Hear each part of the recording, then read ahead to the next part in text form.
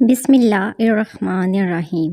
السلام علیکم معزز ناظرین، آپ دیکھ رہے ہیں چینل انٹرسٹنگ فیکٹ۔ معلوماتی ویڈیوز کے لیے ہمارے چینل کو سبسکرائب کریں۔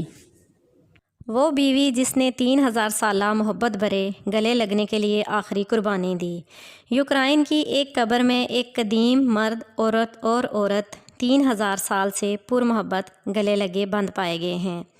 ماہرین آثار قدیمہ کا خیال ہے کہ عورت کو اپنے شوہر کے ساتھ اگلی دنیا میں جانے کے لیے اپنی مرضی سے زندہ دفن کیا گیا تھا۔ پوسٹ مارٹم کے ماہرین کا کہنا ہے کہ اگر عورت پہلے ہی مر چکی ہوتی تو اس کی لاش اتنی پیاری حالت میں رکھنا ممکن نہیں ہوتا۔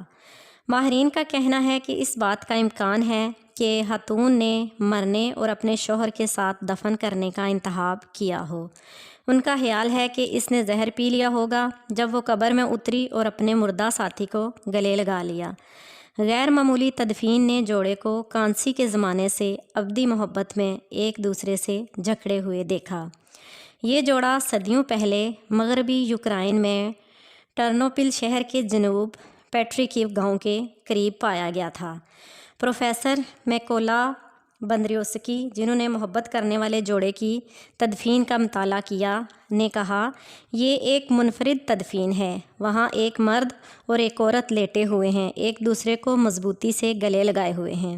دونوں کے چہرے ایک دوسرے کو دیکھ رہے تھے اور ان کی پیشانیاں چھو رہی تھی۔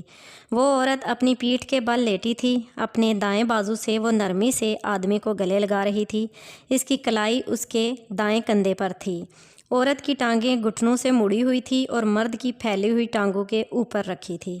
دونوں مردہ انسانوں کو کانسی کی سجاوٹ میں ملبوس کیا گیا تھا اور سروں کے قریب مٹی کے برتنوں کی کچھ چیزیں رکھی گئی تھی، ایک پیالہ، ایک مرتبان اور 3 مجسمے۔